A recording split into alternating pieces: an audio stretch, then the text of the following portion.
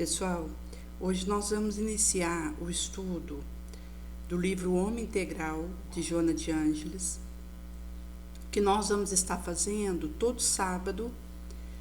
E para iniciar, vamos pegar o prefácio, a introdução desse livro, em que a Joana vai trazer para nós que as enciclopédias definem o homem como um animal racional, social, moral, bípede, bímano, mamífero, que tem a capacidade de uma linguagem articulada e ocupa o primeiro lugar na escala zoológica como humano. O momento mais eloquente do nosso processo evolutivo aconteceu quando adquirimos a consciência para discernir o bem do mal, verdade da impostura, certo do errado, e prosseguimos na marcha ascensional que nos conduzirá à culminância da angelitude, porque estamos caminhando para a angelitude. Viemos da forma inicial, quando consideramos o sopro de Deus, do qual saímos, porque tivemos início, mas não vamos ter fim, e o processo que nós fomos experienciando de degrau em degrau até chegarmos na fase de pensamento contínuo, onde adentramos o livre-arbítrio, a responsabilidade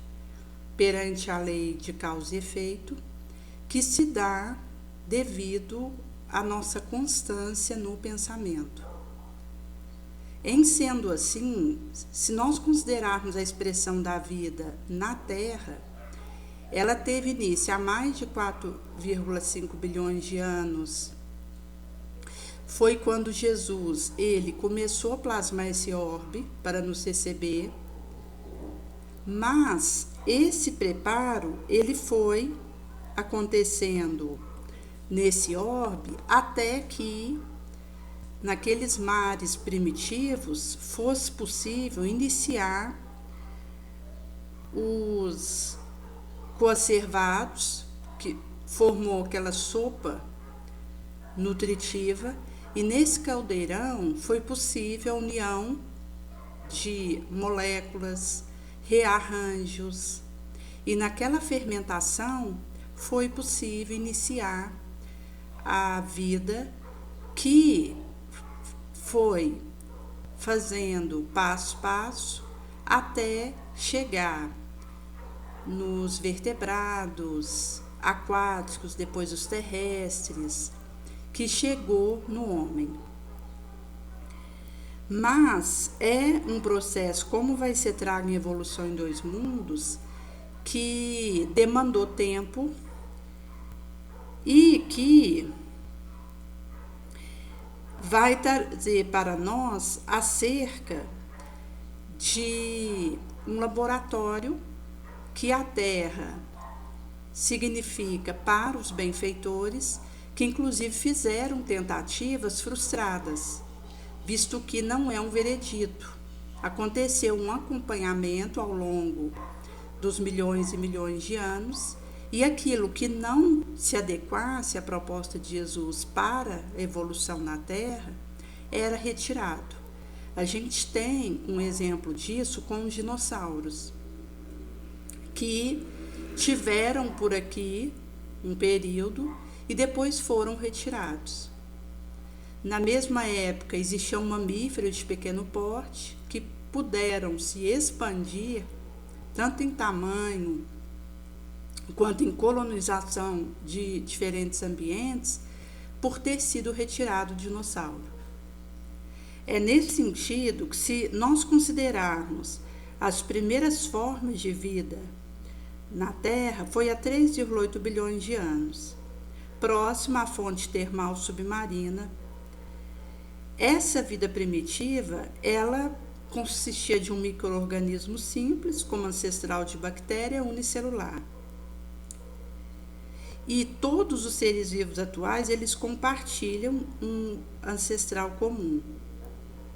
Ao longo de milhões de anos, a vida foi diversificando, surgiu nova espécie, e a evolução de organismos mais complexos, como cianobactérias e seres multicelulares, porque acabou que iniciou-se a capacidade por aquele organismo unicelular de produzir o próprio alimento, seja usando a quimiossíntese, a fotossíntese, e na fotossíntese acontecia a liberação de oxigênio para o ambiente, com o moeda energética, a priori a glicose, que sendo armazenada ali naquele produtor, quando um outro organismo viesse a se alimentar desse, poderia usar aquela moeda energética para, pela sua quebra, ter energia nas suas atividades vitais.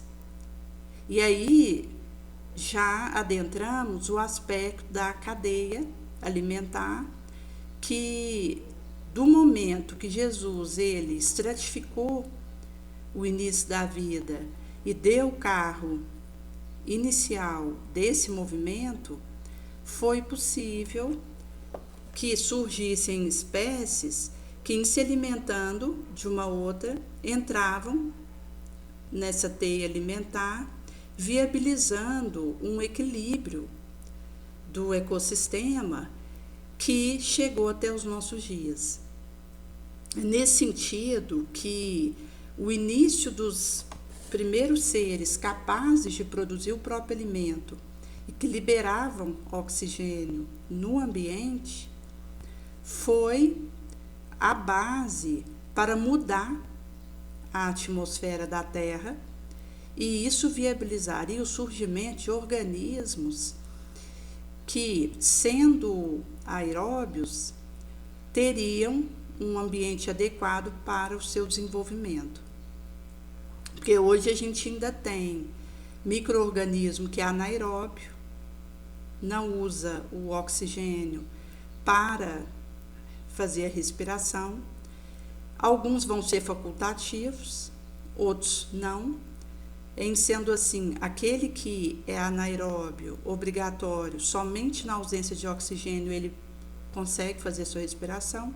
O anaeróbio facultativo, se tiver oxigênio ele usa, se não tiver ele consegue respirar sem um oxigênio. E temos um grande volume de espécies aeróbicas, como os mamíferos, que usam o oxigênio para realizar a respiração aeróbica. Nesse sentido que Joana vai trazer sobre a colocação dos Evos, em que Protágoras afirmava que o homem é a medida de todas as coisas, enquanto Sócrates elucidava ser o objeto mais direto da preocupação filosófica. Durante o neoplatonismo e o estoicismo, houve uma preocupação por ocorrer a dissolução do homem em a natureza. Mesmo aí, revelou uma grande preocupação de ambas as escolas com esse ser admirável que estava sendo alvo de estudo. Nesse sentido que a conceituação cristã, nós transcendemos o mundo devido a uma dimensão totalmente diferente dessa. Já o racionalismo nos considera desde Descartes como ser pensante por excelência, como a razão que compreende e explica o mundo e a si mesma.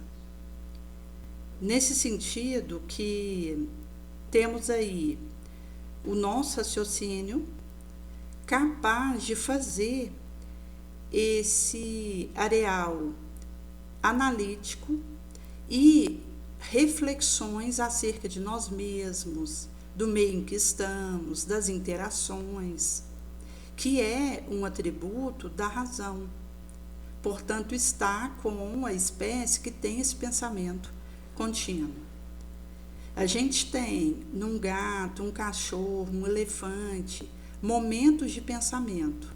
Neles, o pensamento não é contínuo, faz um lampejo entre o pensamento contínuo e extinto, mas ele já possui associações, lembranças, uma inteligência, mas já estão sendo preparados para adentrarem esse pensamento que não vai ter interrupção, e a partir desse momento nós conseguimos controlar o nosso pensamento, fazendo direcionamento daquilo que vai na nossa mente, mas não conseguimos interromper. Nesse sentido que no espiritualismo idealista, o espírito tem a primazia em tudo que se relaciona com o mundo e a vida humana, enquanto que para o materialismo, o espírito não é mais que uma forma de atividade da matéria, que em determinada fase evolutiva, de forma simples para outra mais complexa, adquire consciência. Aí ela vai trazer do célebre naturalista inglês Mivart, que analisou psicologicamente o homem, esclarecendo que ele difere dos outros animais pelas características de abstração, de percepção intelectual, consciência de si mesmo, memória racional, reflexão e também de julgamento, indução intelectual, síntese, emoção, sentimento superior, linguagem racional e do poder verdadeiro da vontade. Sócrates e Platão estabeleceram o indivíduo como resultado do ser ou espírito imortal e do não ser ou sua matéria, que unidos facultavam o processo de evolução, visto que o espírito ele precisa encarnar num organismo físico para ter o seu processo evolutivo avançando. Filósofos atomistas reduziram-nos ao capricho de partículas que, ao desarticular, aniquila através de fenômeno biológico da morte. Jesus vem superar todos os limites do conhecimento. Fez-se o biótipo do homem integral, por haver desenvolvido todas as aptidões herdadas de Deus, na condição de ser mais perfeito de que se tem notícia. Então, quando Kardec pergunta qual o modelo mais perfeito que nós temos para que possamos nos espelhar nele, vai ser respondido ser Jesus, no Livro dos Espíritos. Nesse sentido que toda a sua trajetória é modelar e se tornou esse exemplo a ser seguido para o logo da plenitude, de quem deseja libertação real. Ela vai trazer da filosofia, mediante as suas diversas escolas, tem procurado oferecer ao homem caminhos que o felicitem em contínua tentativa de fazer interpretação da nossa vida e compreender isso. A psicologia, que inicialmente se confundia com estrutura filosófica, de gole em gole libertou-se do seu jugo e, buscando estudar a psique, alcançou na atualidade expressão de relevo para compreender o homem, seus problemas, seus desafios psicológicos. Há uma multiplicidade de tendências ora vigentes nessa área. Isso mostra o interesse de estudiosos daquela ou dessa disciplina do conhecimento que busca a libertação do indivíduo, relação aos desafios e dificuldades que o afligem. Algo recentemente, aquela do ano de 1966, surge nos Estados Unidos a quarta força em psicologia, que é a transpessoal, que amplia o campo de investigação além do behaviorismo, da psicanálise, psicologia humanista, e fornece mais amplo esclarecimento sobre o homem integral. Vieram dos quadros da psicologia humanista os pioneiros que facultaram a introdução de alguns ensinamentos, experiências orientais, graças aos quais abre espaço para uma visão espiritualista do ser humano, com profundidade. O Espiritismo, por sua vez, fazendo a síntese de diversas correntes de pensamento psicológico e estudando o indivíduo na sua condição de espírito eterno,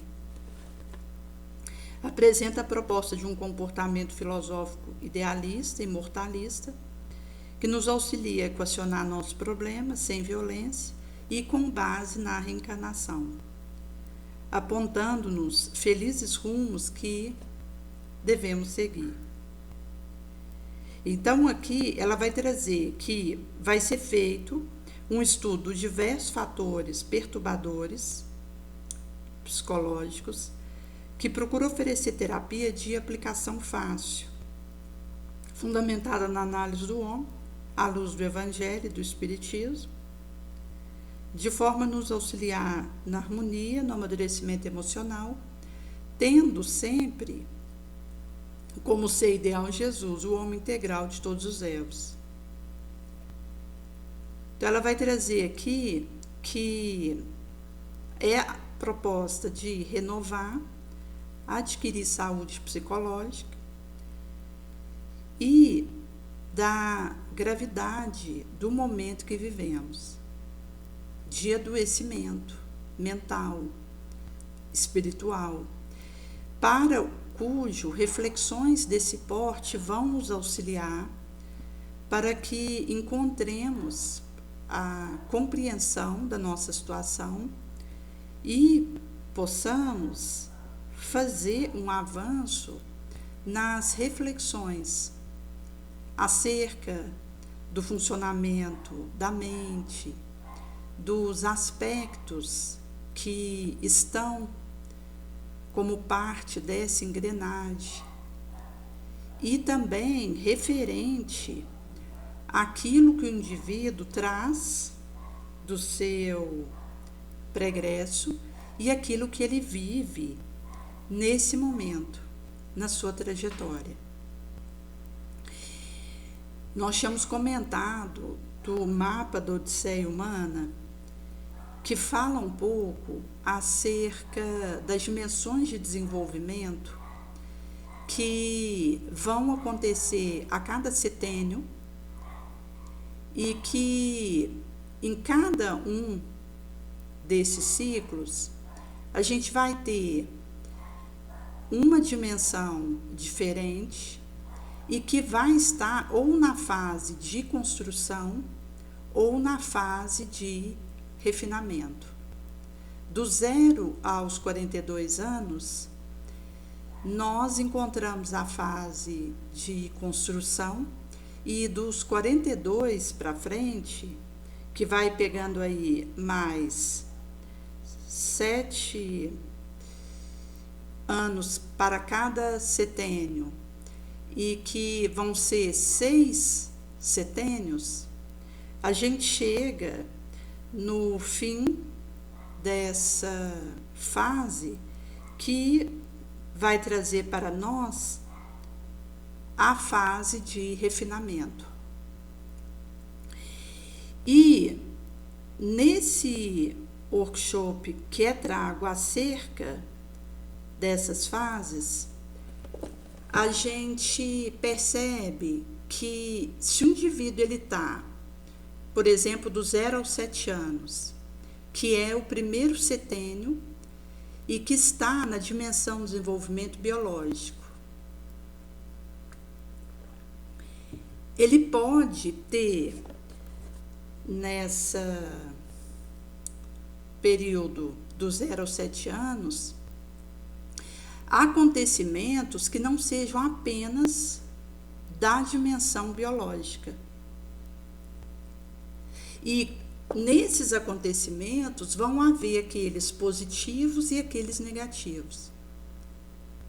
Nesse sentido que, quando você coloca ali no aspecto respectivo do 0 aos 7 anos, acontecimentos da fase biológica, positivos e negativos, Ao analisar outros acontecimentos, a gente percebe que tem acontecimentos da fase, considerando ali naquele setênio, mas que entra na dimensão psicológica, emocional, mental, sociocultura, individual e espiritual. É nesse sentido que, para cada setênio, eu vou ter acontecimentos de diferentes dimensões, tanto positivo quanto negativo. Mas se eu tenho consciência em qual dimensão que prepondera no setênio que eu estou, eu posso fazer a opção pelo que é adequado e oportuno para o ciclo que eu vivo. Inclusive, porque em cada setênio você tem os riscos no início e no fim desse setênio e tem, no meio dele, a janela de oportunidade. Em sendo assim, se eu escolho aspectos relacionados à dimensão que eu estou naquele setênio, eu vou agilizar o meu avanço. Porque se nós não fizermos uma escolha nessa direção, irão acontecer eventos, tanto negativos quanto positivos, das diferentes dimensões. Mas, do momento que a gente tem consciência da dimensão que nós estamos, ao priorizar isso, eu estou fazendo um aproveitamento de uma janela de oportunidade que aquele setênio me traz. E estou minorando o risco. Porque se em cada setênio a gente tem a maior parte de riscos e uma janela dentro dele de oportunidades, isso significa que se eu opto pelas dimensões daquilo que está ligado àquele setênio, eu estou amplificando as oportunidades e minorando os riscos. E é curioso porque quando eu estava fazendo o preenchimento de cada setênio em que é feito ali no mapa, que está no e-book Novas Abstrações, você pode buscar lá que está o exercício para você fazer, que ajuda muito, visto que quando você preenche os acontecimentos de cada setênio, a gente consegue perceber que o setênio anterior, na dimensão em que ele é priorizado, de alguma forma vai te preparar para o setênio posterior, na dimensão que nesse setênio que você vai entrar é priorizado. Mas fazendo a leitura da sua vivência até aqui, dá para perceber uma tendência. Então, uma coisa que eu tinha percebido é que os primeiros 3 setênios que eu tinha vivido foram de muitos desafios, considerando aí dos 0 aos 21 anos.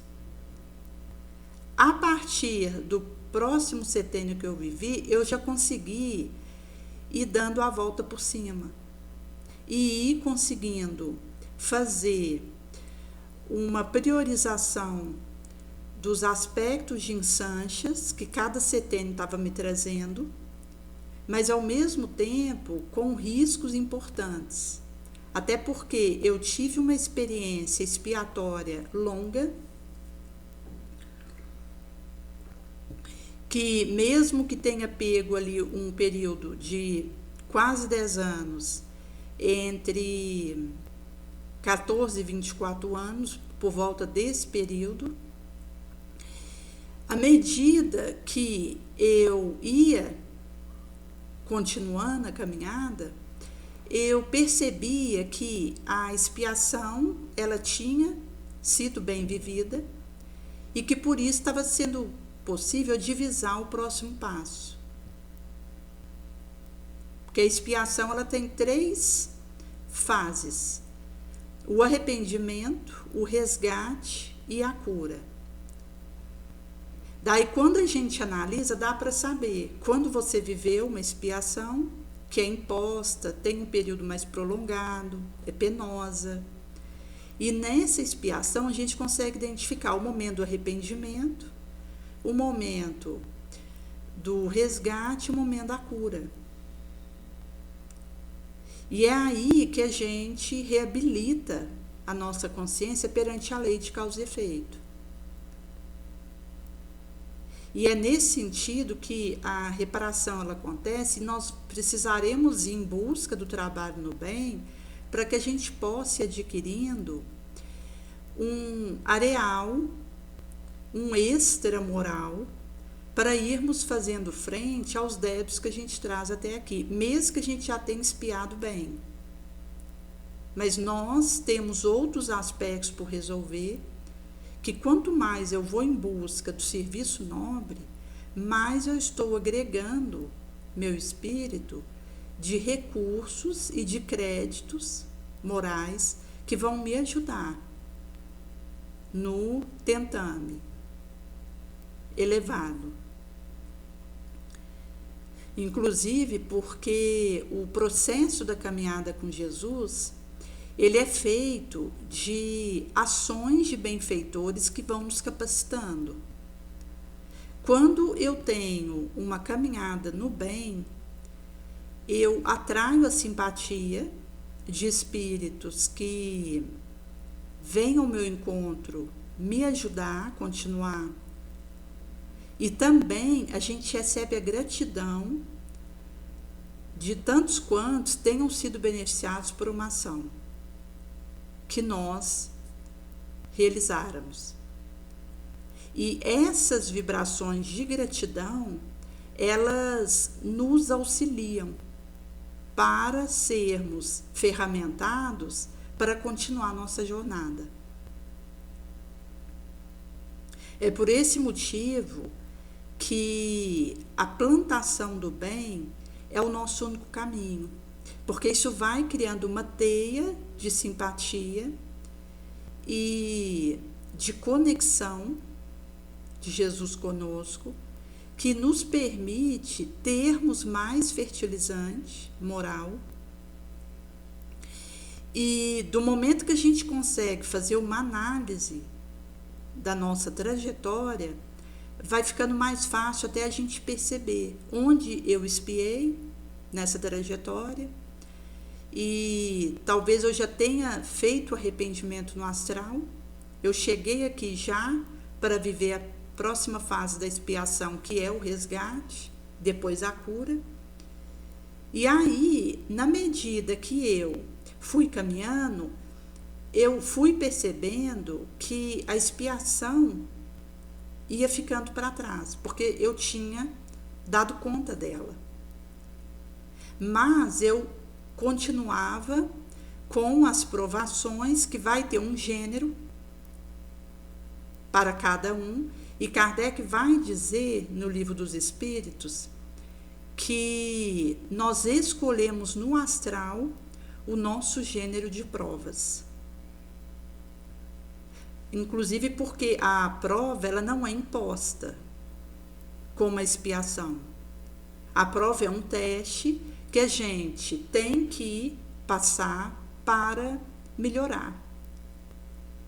E nesse sentido que mesmo que não seja imposto, o espírito lúcido ele deseja a prova, porque ele percebe que somente passando por testes ele pode se burilar.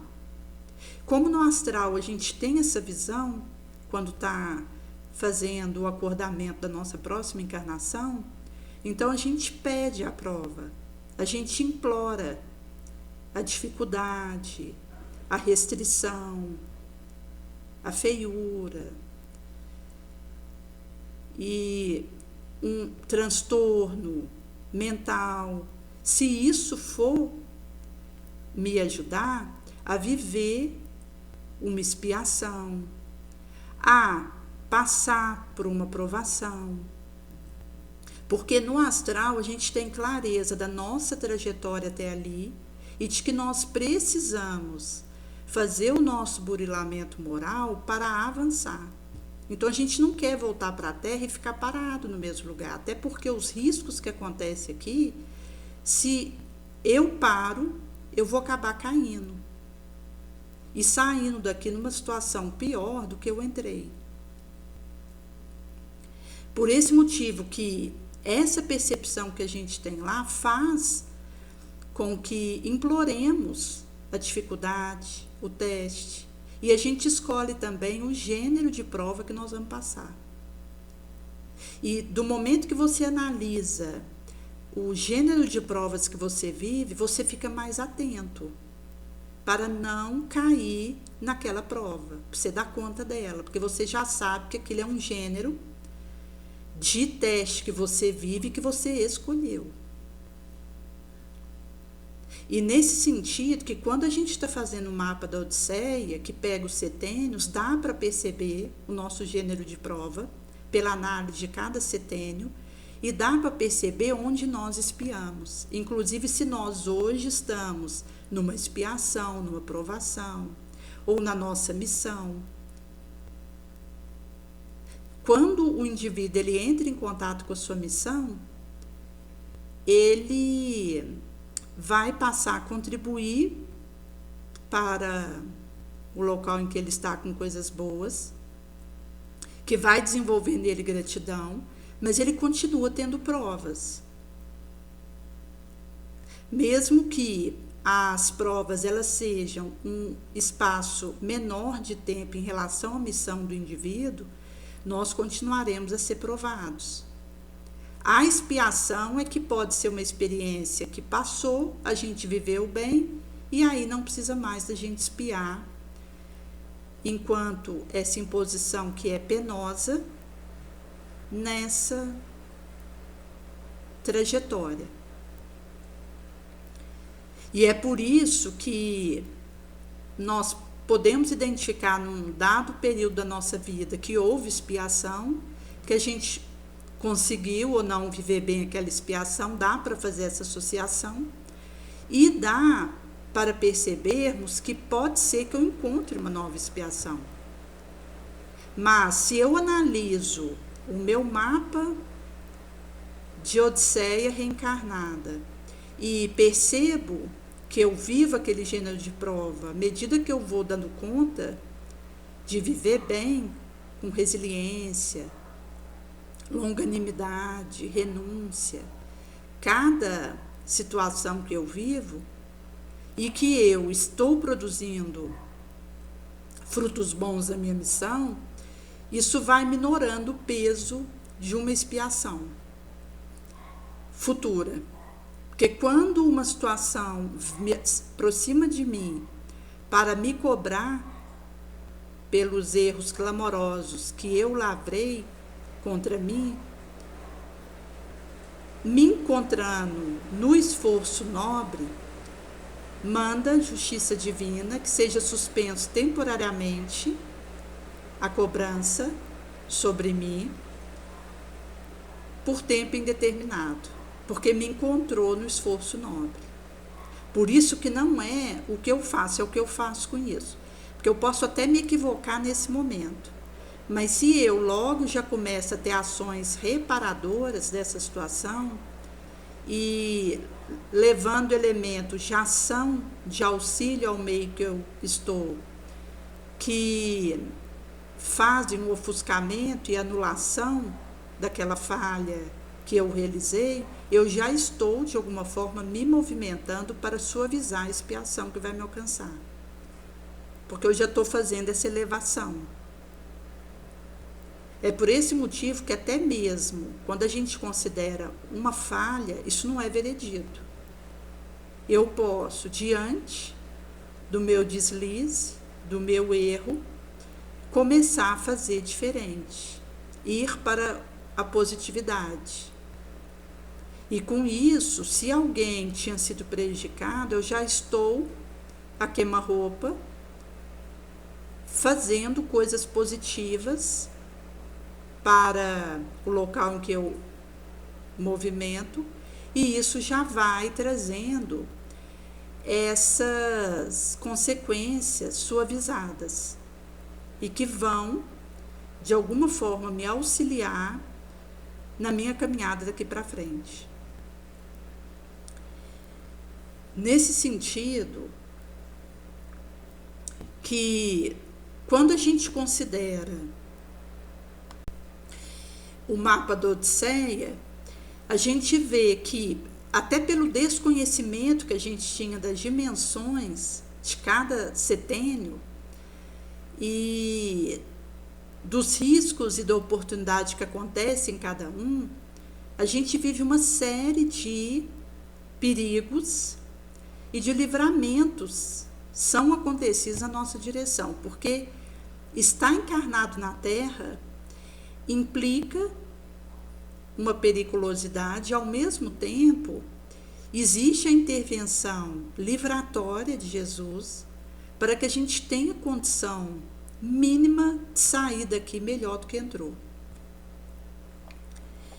Por esse motivo que, no aspecto dos 3 anos em que a gente tem naquele setênio que vai indicar um risco e que nós estamos caminhando para uma oportunidade, depois a gente volta para um risco, quando eu associo com a dimensão do desenvolvimento daquele setênio que eu estou, eu vou conseguindo fazer escolhas melhores. E aí vai sendo mais fácil até a gente lidar com as nossas provas, a gente aproveitar melhor o nosso tempo. E também a gente vai conseguindo compreender melhor de nós mesmos, porque quando eu vejo o meu gênero de prova, eu estou compreendendo o que eu escolhi no astral e que isso está ligado a alguma coisa que eu percebi em mim que pedia aquele gênero de prova para melhorar. Porque quando a gente considera um gênero de teste que alguém tem, isso significa algo que esse alguém pediu porque precisa para a sua reforma moral.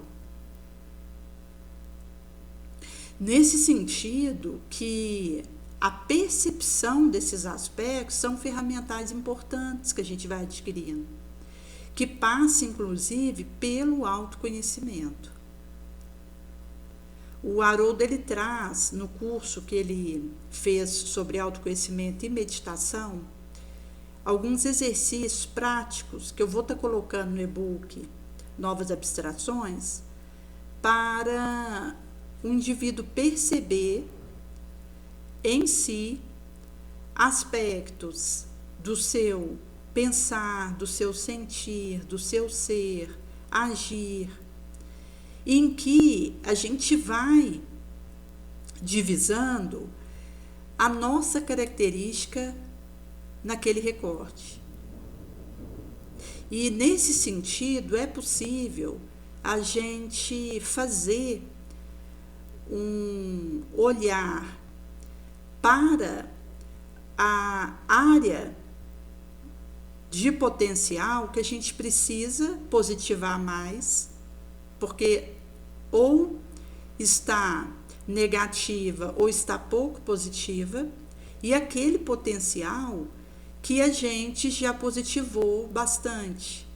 Então eu posso olhar para um outro potencial que esteja negativo para com ações concretas e positivando a expressão disso na minha vida. E uma coisa liga com a outra, porque inclusive ele traz nesse exercício um mapa dos potenciais que nos mostra como que funciona essa análise que é possível nós fazermos conosco mesmo e que vai nos dando um prospecto do potencial na área pessoal, que vai implicar ser, sentir, reagir, pensar, comunicar, gostar e agir. Na área social, implica o prosperar e o preservar. Na área transpessoal, implica o mudar, transcender e o regenerar. Nesse sentido, que é a gradação que vai do 1 ao 10. O 1 significa que esse potencial se expressa de maneira totalmente negativa em mim. E o 10, que ele se expressa de maneira totalmente positiva na minha vida. E depois, para todo potencial que eu acho que possa melhorar, eu escrevo num plano de ação, que vai ser indicado na ferramenta 2, ações para melhorar a expressão daquele potencial na minha vida. Então, a gente começa com no máximo 3 potenciais que nós queremos desenvolver, e na medida que a gente se sente confortável com o resultado, a gente passa para os próximos. E aí aqui existe a recomendação de refazer esse mapa de 2 em 2 meses para avaliarmos o nosso progresso. Então, são 3 áreas, pessoal, social e transpessoal. Cada área a gente tem 5 potenciais, que vai ser, sentir, reagir, pensar, comunicar, gostar, agir. Depois, no social, prosperar, preservar. E no transpessoal, mudar, transcender, regenerar, dando aí 10 potenciais. E é curioso porque esse exercício, ele nos ajuda a realizar o preenchimento do mapa odisseico. Porque tanto esse exercício nos dá uma percepção de nós próprios para o exercício do mapa, quanto num feedback retroalimentativo vai ser trago elementos que nos ajudam a preencher essas ações. E aí, para cada potencial que eu queira melhorar a expressão dele em mim, eu vou colocar 7 ações para que, em eu as realizando, me ajude a positivar a expressão de um dado potencial. Inclusive, o potencial ligado ao comunicar, isso é um assunto importante que visa a nossa interação em sociedade, que vai ser o terceiro potencial em que pensar vai estar junto com comunicar, porque nós temos, enquanto sociedade, muita dificuldade de compreender o outro, porque não é só a linguagem falada, articulada, mas toda a linguagem que alguém usa para interagir. Nesse sentido que costuma alguém falar A e o outro entender B, ou no silêncio de um C, um D, interpretar como afronta. Existe vários erros de interpretação na comunicação entre nós que mostra que é uma área que a gente precisa trabalhar para melhorarmos a nossa linguagem, a nossa comunicação, que é o meio que nós temos para a interação no ambiente em que estamos. É nesse sentido que, do momento que eu consigo perceber como que esse potencial ele está se expressando em mim, eu vou conseguindo descobrir para melhorar a expressão disso, que me ajuda enquanto eu faço a elencação das ações que eu devo realizar, priorizar, considerando a dimensão do desenvolvimento em que eu estou. Então, um indivíduo que esteja, por exemplo, dos 35 aos 42 anos, ele está na dimensão de desenvolvimento espiritual. Depois dos 42 aos 49, ele continua na dimensão de desenvolvimento espiritual, porque repete. Nesse sentido que quando eu escolho ações para me ajudar a positivar a expressão dos meus potenciais, eu, ao priorizar aquelas ligadas à dimensão de desenvolvimento que o meu setênio se encontra, eu vou estar agilizando o meu processo de melhora. É nesse sentido que nós vamos fazendo essa interligação. Isso também vai ser corroborado pelo foco do nosso desejo central. Por isso que eu tenho que ter cuidado com aquilo que eu desejo. Porque forma-se um foco, um remoinho em torno disso, que é visto pelos espíritos inferiores e usado para me eclipsar, para que o meu processo seja frenado e eu não supere a mim mesma, vença a minha sombra. Nesse sentido que, do momento que nós podemos perceber o aspecto em nós que precisa de ser modificado, ao alterarmos o nosso desejo, a gente vai ter uma perspectiva, porque aí o meu querer, a minha vontade positiva, ela alinha o desejo a ela.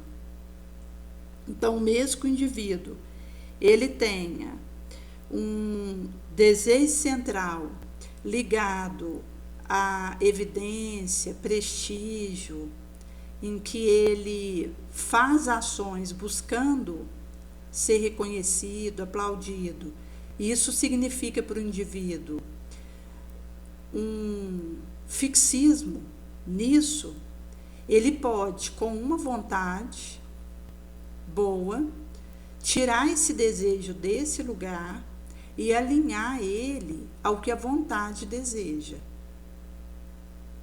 Qual a sua elevação moral, o desapego. Nesse sentido, que o indivíduo ele pode, pela vontade, fazer a modificação do seu desejo central. Nesse sentido que quando eu conheço o meu desejo central, eu posso analisá-lo e se ele for negativo, eu posso positivá-lo, usando a disciplina, a vontade, que é essa alavanca, que usa uma força para movimentar dentro de mim e tornar o meu desejo submetido e alinhado à minha vontade. E é nesse sentido que, se o indivíduo ele percebe o que ele tem desejado e, ao querer uma disciplina para mudar um hábito negativo, desejando se melhorar, vencer as suas conjunturas internas de resistência, de endurecimento, revolta, ele pode ir fazendo a modificação daquilo que ele escolhe, e se ele se pega com um desejo que não se alinha a essa vontade, pela disciplina, é possível ele ir rompendo com esse desejo, descolando a vontade dele e então conseguindo alinhar ele a essa disciplina positiva. Inclusive, considerando que a gente não consegue eliminar um hábito negativo apenas. A gente precisa criar um hábito positivo que substitui um hábito negativo. Em sendo assim, se eu estou tentando vencer o meu comodismo apenas eliminando atitudes comodistas, pensamentos de preguiça, sentimentos de inércia, eu fico patinando, enxugando gelo. Eu preciso, com um hábito de ação disciplinada, nobre, ir afastando de dentro de mim a inércia, o comodismo. Em sendo assim, eu uso um hábito positivo que, à medida que vai sendo vivido por mim, vai substituindo o conteúdo de um hábito negativo comodista. Aí é possível eu ir tendo resultado concreto. Nesse sentido que o autoconhecimento, esses exercícios e a interligação que a gente faz deles, vai nos dando esse fio de Ariadne. Porque é uma perspectiva de onde eu preciso mexer para construir um hábito positivo que expulse da minha vida um hábito negativo. Da mesma forma acontece com o pensamento. Se me vem um pensamento aflitivo, não adianta eu só rechaçar aquele pensamento. Eu preciso eleger um pensamento positivo, de paz, de consolo, de bondade, usando os metais positivos para que eu consiga ir afastando aquele pensamento negativo. Porque o pensamento que positiva, ele substitui aquelas ideias que estão me afligindo. É nesse sentido que Jesus vai trazer para nós do vigiar e orar, que começa com o olhar, porque eu posso, pela minha vontade, que movimenta uma disciplina, fazer substituições em mim daqueles conteúdos, daquelas condutas nefandas.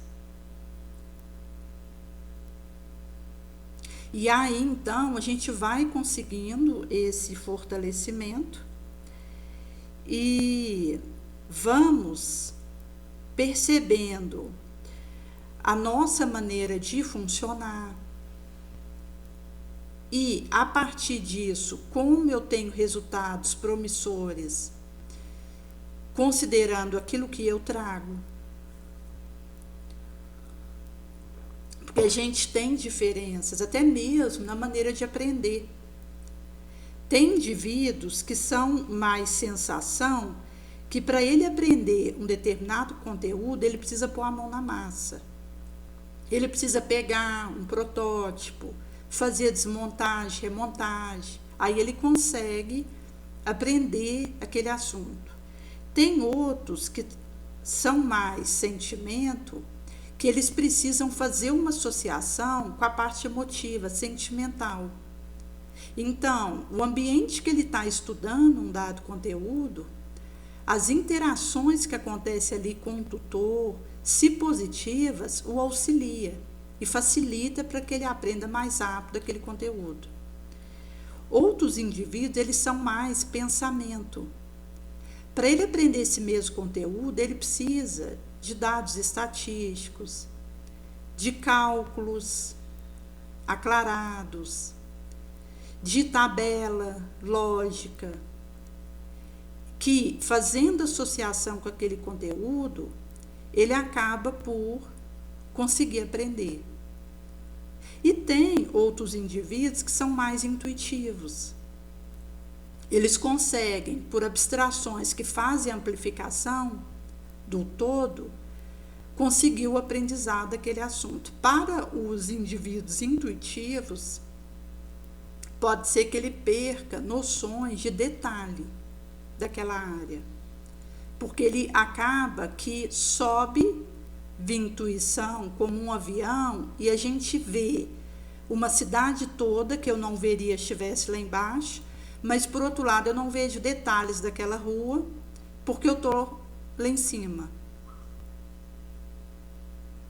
Então, acaba que para o intuitivo, mesmo que ele consiga uma abstração que faz uma intercorrelação de ângulos em distâncias maiores, ele perde noção de detalhe. Então, é um tipo diferente de aprendizado. E acaba que, para uma pessoa que tenha, por exemplo, o predomínio da intuição, e depois para ele vem o pensamento, depois o sentimento, a sensação ela acontece para esse indivíduo em modo inconsciente. Por exemplo, se alguém tem mais o sentimento, depois o pensamento, depois intuição e depois sensação, esse fica funcionando, mas inconsciencial. Se alguém tem a prioridade de sensação para o aprendizado, depois vem pensamento, depois intuição, depois sentimento, o sentimento ele vai continuar engrenando, mas inconsciencial. Então, são maneiras de cada qual que, à medida que eu conheço, facilita os meus propósitos de disciplinar a minha reforma moral, as ações. Um outro aspecto vai tratar de extroversão e introversão. Porque um indivíduo que ele seja extrovertido, ele tem o funcionamento inconsciencial da introversão e vice-versa. Mas dos areais de como eu funciono melhor, eu consigo elaborar um quebra-cabeça de lubrificação da minha engrenagem, de autoaprimoramento. E também a gente vai conseguindo perceber como isso afeta o ambiente em que nós nos movimentamos. Porque dependendo da maneira como eu funciono, isso pode favorecer um determinado local ou desfavorecer. Então, nos ajuda com sabedoria, discernimento, bom senso. Nesse sentido que a prática de exercício nos ajuda, porque a gente colocando no papel, você consegue fazer associação. Então, a gente tem tanto o mapa da Odisseia, que está no e-book Novas Abstrações, quanto o exercício para você identificar o foco do seu desejo central, que está no ciclo de necessidade, desejo e emoção primária, quanto esse exercício para você perceber a expressão dos potenciais, que são 10, você analisa para cada um em você, que vai de 1, quando a expressão desse potencial é muito negativa, e vai gradando até o 10, quando a expressão desse potencial é muito positiva. Se você marca no 6, você pode, então, pegar esse potencial e no outro ferramental, que vai estar junto, colocado no e-book, você coloca 7 ações para melhorar a expressão desse potencial, positivando, seguindo essas 7 atitudes com as quais você se compromete. E nesse sentido, também você pode, ao mesmo tempo, fazer associação das suas expiações nessa trajetória, do gênero de provações que você vive, da sua missão, e ligar isso com a sua maneira de ser, com aquilo que prepondera em você. Intuição, é pensamento, é sentimento, é sensação. de como é feito o balanço em você de extroversão e introversão, da maneira como isso interfere nos ambientes que você vive. Nesse sentido que a gente vai percebendo os pontos falhos que a gente traz. Até mesmo porque o cérebro, ele tem pontos mortos. Então, quando acontece um episódio na minha frente em que alguém está pegando alguns papéis para me passar. Pela visão, eu vejo que a pessoa está preparando aqueles papéis, quando ela me entrega, eu saio porque foi objetivado e cumprido o que era necessário. Mas aquilo que eu vejo não é realmente aquilo que está diante de mim. Porque o olho, ele vai fazer a captação e essa onda luminosa que o meu olho ele é capaz de captar, isso vai para o córtex cerebral na região correspondente à visão e lá alguns arquivos são transformados em imagem. Então é como se na região que corresponde à elaboração de imagens fosse feito recorte, recombinação daquilo que está diante de mim, que o meu olho está recebendo pela visão. Por isso que quando eu vejo uma pessoa preparando papéis para me entregar, eu estou vendo o script final e o que o meu cérebro me entregou daquilo. Mas existem coisas que aconteceram na preparação daqueles papéis que o meu cérebro não usou para a redação final do que eu vi. Da mesma forma acontece com a audição, com os outros órgãos dos sentidos. Então, o cérebro, ele não vai me entregar exatamente aquilo que está diante de mim. É por isso que duas pessoas vivendo a mesma situação viram coisas diferentes, tiveram experiência diferente. Porque cada qual recebeu do cérebro, nas regiões respectivas do órgão de sentido, que aquilo sensibilizou, redações variadas, finalizações dos recortes diferentes. É como alguém gravar um vídeo de uma área de floresta e depois o indivíduo ele vai para casa e faz recortes desse vídeo e rearranja os recortes. Então, o que ele vai publicar do vídeo da viagem que ele fez não é a floresta tal como ele filmou.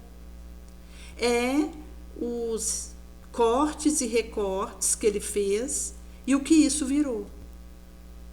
Então, na verdade, uma coisa é aquilo que ele tinha filmado da floresta, outra coisa é o vídeo que ele entrega, que tem recorte, portanto, tem recolagem com alterações. Por esse motivo que uma das coisas que nos ajuda no areal é a gente ficar atento ao que o outro fala de nós. Inclusive, perguntar para uma pessoa que você confia, que tem condição de trocar uma figurinha com você sobre uma dada área que você realiza, sobre uma qualidade em você, um defeito. Porque quando a gente tem esse tipo de interação, a gente consegue fazer a suplantação dos pontos mortos das nossas análises pelas falhas que a gente tem ao fazer a elaboração final daquilo que está acontecendo.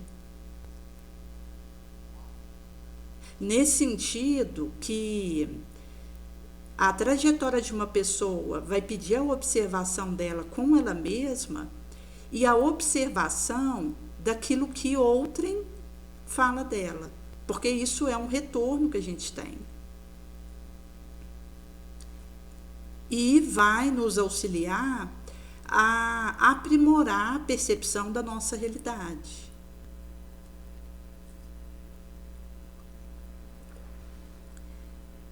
Nesse sentido, que quando a gente considera que nós temos falhas de percepção da fragilidade que é os nossos órgãos de sentido e da nossa ignorância, porque a gente, por mais que a gente estude e conheça, isso é ínfimo em relação ao que a gente desconhece. Então não é que eu não conheço nada, é que por mais que eu conheça, é insignificante, perde tudo que eu tenho para conhecer. Nesse sentido que nós estamos sujeitos a engano, a interpretação errada, a misticismo. Por isso, Kardec ele traz da necessidade de nós funcionarmos o bom senso, a lógica, a análise do nosso dia. E a gente precisa realmente desenvolver ferramentas para nos enxergarmos como a gente é. Porque senão eu posso fazer um monte de erro e não perceber. Porque eu não desenvolvi os instrumentais para identificar os meus erros, os meus defeitos e melhorar isso. Porque também não adianta perceber meu erro, eu preciso consertar. Ao ver um defeito meu, eu preciso fazer ações concretas para modificar isso. Porque aí, aquilo que eu estou vendo vai ter uma consequência concreta de conserto, de readequação de rota. E nós precisamos disso, porque nós trazemos uma série de enganos, de erros na nossa bagagem, de ignorâncias, que à medida que eu vou fazendo essa observação, esse autoconhecimento, esse desejo sincero de melhorar, de acertar, de pavimentar uma estrada alumiadora, a gente vai conseguindo fazer essa divisação.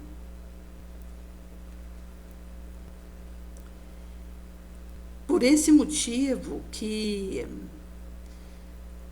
é colocado para nós esses aspectos que vão nos auxiliar, como a Joana traz aqui na introdução do livro, porque existem fatores perturbadores que, à medida que a gente vai conseguindo identificar, a gente também vai ter condição de lidar melhor com isso. Então, inclusive, no próximo sábado, a gente vai tratar dos fatores perturbadores: rotina, ansiedade, medo, solidão e liberdade. Que aí é o primeiro capítulo em que ela vai falar sobre cada um desses fatores. No segundo, ela vai falar de estranhos rumos, seguros solteiros. No terceiro, a busca da realidade. No quarto, o homem em busca do êxito. Quinto, doenças contemporâneas. Sexto, maturidade psicológica. Sétimo, planificação interior. Oitavo, o homem perante a consciência. E nono, o futuro do homem. Por isso que Jesus ele vai trazer para nós que essa é uma proposta que é possível. Exige esforço, mas o processo de reforma, ele é laborioso. É um processo que exige de nós perseverança, empenho, constância no bem, suor. Porque começar um empreendimento positivo é fácil. continuar é difícil. Agora, concluir é pelo sacrifício. E nós precisamos do sacrifício. O indivíduo que se subtrai dos sacrifícios que valem a pena, ele não amadurece. Ele fica no infante psicológico. E isso dá aso para uma série de adoecimentos mentais que fazem a sua pipocação, onde muitos estão querendo a facilidade e não aceitam o sacrifício, foge dele. Aí o indivíduo acaba encontrando na esquina a depressão, a ansiedade, o pânico, o transtorno. Por esse motivo que o sacrifício, ele é necessário para eu desenvolver as minhas engrenagens. Ir ao encontro da luta, que vale a pena, é uma necessidade, é imperioso para mim. E aqui entra a utilidade, porque o indivíduo, quando ele abraça uma causa em que ele soa por ela, em que outras pessoas são beneficiadas, ele encontra o alívio que ele precisa. Às vezes ele não sabe a saída do que ele vive. E como ele está nessa proposta libertadora, mais na frente ele encontra a solução de um enigma que estava indecifrável para ele. Nesse sentido que Jesus vai dizer no Evangelho segundo o Espiritismo, que vai ser trago sobre o buscai e achareis, em que no Evangelho, um dado recorte, pedi se vos dará, buscai e achareis, batei à porta e se vos abrirá, porque todo aquele que pede recebe, quem procura acha, e se abrirá aquele que bater à porta. Kardec vai trazer que, sob o ponto de vista terrestre, a máxima buscar achareis é ajuda-te e o céu te ajudará. É o princípio da lei do trabalho, por conseguinte da lei progressista, porque o progresso é filho do trabalho. E esse labor coloca em ação as forças da inteligência. Nesse sentido que, quando a gente pede a luz que deve clarear o nosso caminho, ela nos é dada. Pede a força para resistir ao mal e teremos. Pede a assistência dos bons espíritos e eles nos acompanham. Como o anjo de Tobias, nos servirão de guias.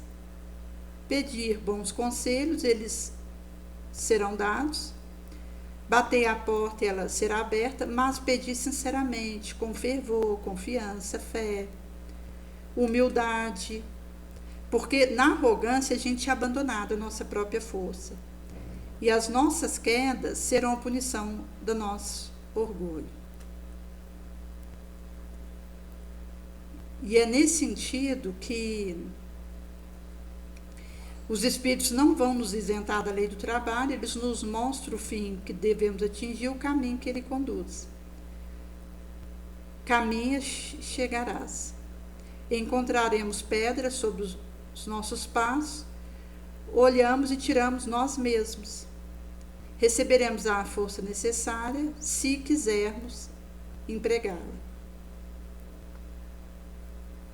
E é nesse sentido que não seremos poupados do trabalho das nossas pesquisas e tanto descoberta quanto invenção pronta não cai do céu sobre nós.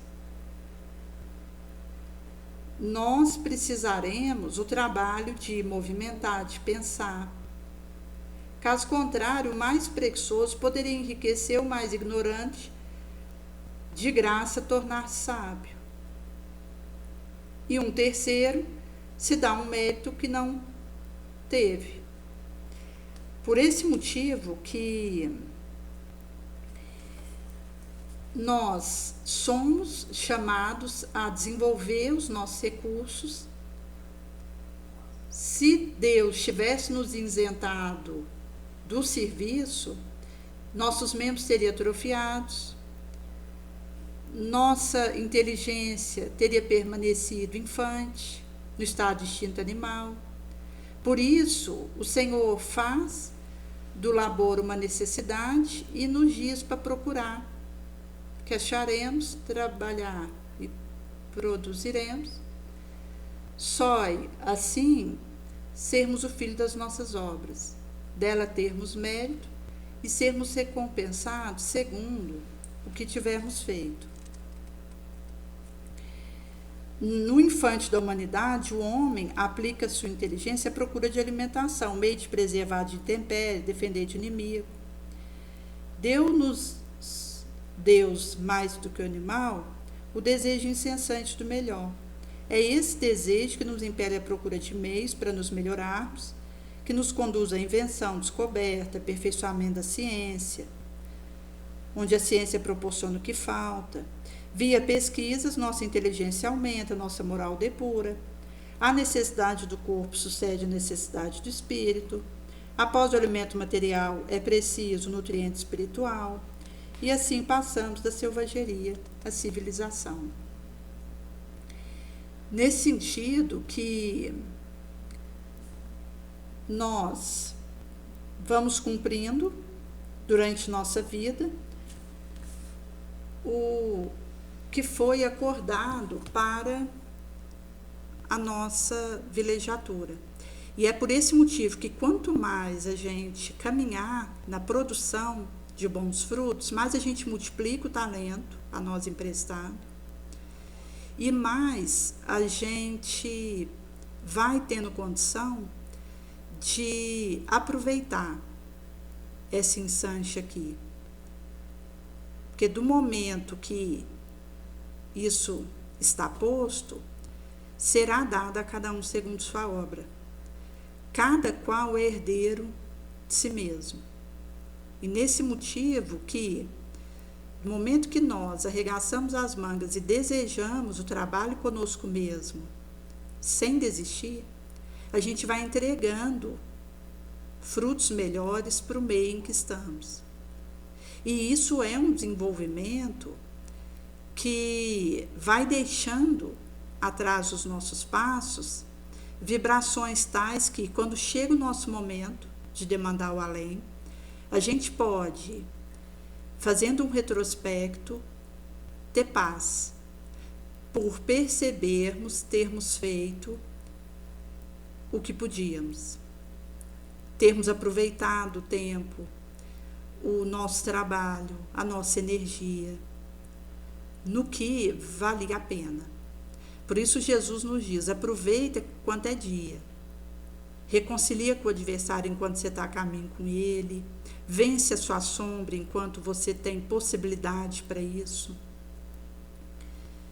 Procura fazer a multiplicação dos seus talentos enquanto você está encarnado, para que no momento que soar a nossa volta para o astral, que nós não sabemos, neste momento a gente possa, pelo desapego, pela abnegação, demandarmos o astral em paz.